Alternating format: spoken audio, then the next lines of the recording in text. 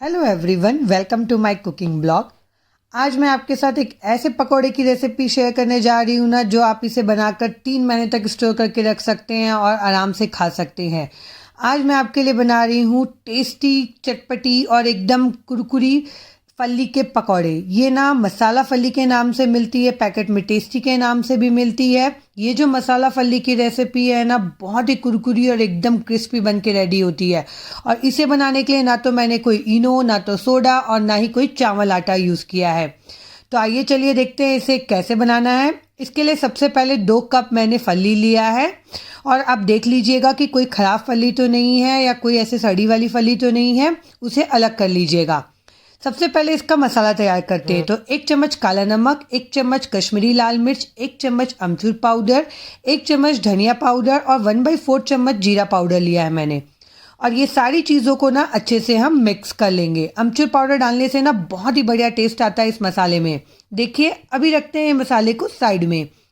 अब चलिए हम बेसन का घोल तैयार कर लेते हैं। तो यहाँ पे मैंने बेसन लिया है 1 कप। आप ध्यान रखिएगा, 2 कप फली है तो 1 कप बेसन लेना है। उसमें डाल रही हूँ चुटकी भर हल्दी, 1 चम्मच लाल मिर्च पाउडर, 1 चम्मच जीरा पाउडर, 1 चम्मच मैंने यहाँ पे धनिया पाउडर डाला है, 1 चम्मच काला नमक और 1 चम्मच मैंने हींग डाला है भर के, और 1 चम्मच काली मिर्च का पाउडर डाला है। अब इसमें डाल रहे हैं हम 1 नींबू का रस। पूरा 1 नींबू का रस डालिएगा, उससे बहुत ही बढ़िया टेस्ट आता है इसे। आप छन्नी में छान के डालिएगा ताकि कोई भी रेसे या बीज ना इसमें ना चले जाए, इस बात का ध्यान रखिएगा। तो यहाँ पे देखिए, मैंने नींबू का रस भी अच्छे से छान लिया है। अब इसे अच्छे से मिक्स कर लेंगे। आप ध्यान रखिएगा कि जितना भी आपको फली का बनाना है ना, अगर आप 1 कप फली का बना रहे हैं तो आधा कप बेसन लीजिएगा। मैं यहाँ पे 2 कप फली का बना रही हूँ तो उसमें मैं डाली हूँ 1 कप बेसन।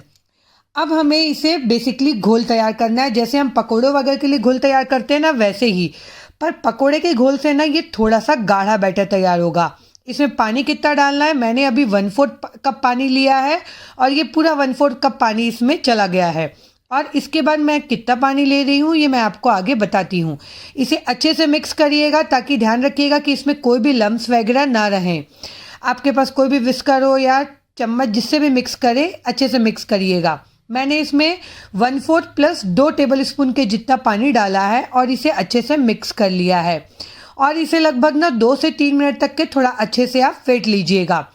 जब आप इसे 2 से 3 मिनट तक फेंटेंगे ना, तो देखेंगे बेसन थोड़ा हल्का हो जाएगा और प्लफी सा हो जाएगा। आप देख सकते हैं कितना गाढ़ा घोल मैंने यहाँ पे तैयार किया है।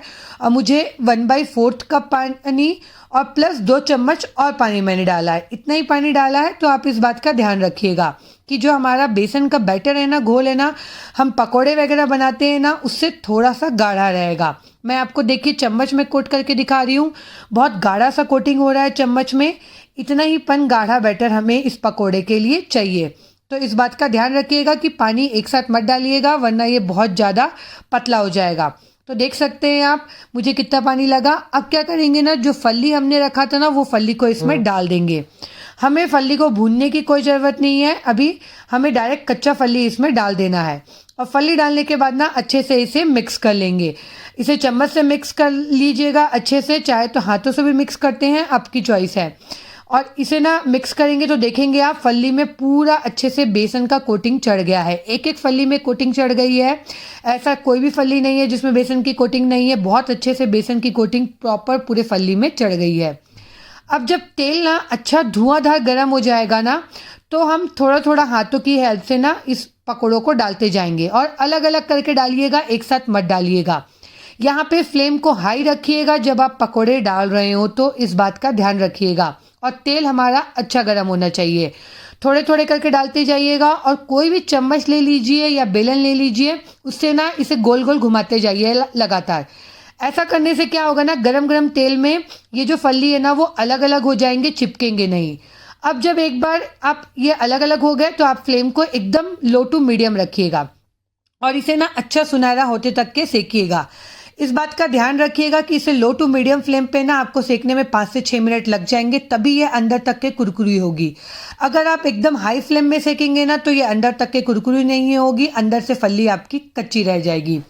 तो डालते समय फ्लेम को हमें हाई रखना है जब हम पकोड़े डाल रहे हैं, और तब और इसे अलग अलग फैलाते हुए डालिएगा। और इसे 2 मिनट के लिए ना अच्छे से मिला लीजिएगा। लगातार तेल को आप गोल गोल घुमाते जाइएगा तो उससे क्या होगा ना, फल्ली आपका अलग अलग हो जाएगा। और फ्लेम को उसके बाद आप लो कर दीजिएगा और इसे अच्छा सुनहरा कलर आते तक के आप सेकिएगा। आप देख सकते हैं कितना ही बढ़िया सुनहरा कलर आ गया है इसमें। अब इस स्टेज पे इसे आप निकाल लीजिएगा। ये जो फल्ली की रेसिपी है ना, बनाने में बहुत ही ईजी है और खाने में बहुत ही टेस्टी लगती है। आप इसे चाय के साथ या आप मेहमान आ रहे हैं, पार्टी है आपके घर में, आप एज ए स्नैक्स इसे बना के रख सकते हैं। अब हमें क्या करना है ना, तुरंत ही गरम गरम इसे एक बाउल में ट्रांसफ़र कर लेना है और गरम गरम में ही ना थोड़ा सा मसाला इसके ऊपर हमें छिड़क देना है। जो हमने मसाला तैयार किया था ना, वो मसाला गरम गरम में डालेंगे ना तो क्या होगा, मसाला अच्छे से प्रॉपर फल्लियों में कोट हो जाएगा। इस बात का ध्यान रखिएगा। देख सकते हैं आप कितनी बढ़िया यहाँ पे टेस्टी करारी कुरकुरी फल्ली बन के रेडी हुई है हमारी। मैं आपको तोड़ के भी दिखाती हूँ, देखिए कि कितनी क्रंची है। आपको इसी से पता चल जाएगा कि कितना ही क्रंच है इसमें और कितनी कुरकुरी बन के रेडी हुई है। ये चटपटी सी करारी सी कुरकुरी सी जो फल्ली की रेसिपी है ना, टेस्टी फल्ली की रेसिपी आप ज़रूर से ट्राई करिएगा। मार्केट से जो लाते हैं ना, उसमें तो पाम ऑयल वगैरह यूज़ करते हैं, तो घर पे बनाइएगा, बहुत ही टेस्टी लगती है और खाने में इसका टेस्ट मैं क्या ही बताऊँ। तो आप ये रेसिपी ज़रूर ट्राई करिएगा और मुझे कमेंट करके ज़रूर बताइएगा। आपको मेरी रेसिपीज़ पसंद आती है तो प्लीज़ मेरे चैनल को लाइक करिए, सब्सक्राइब करिए। Bye bye.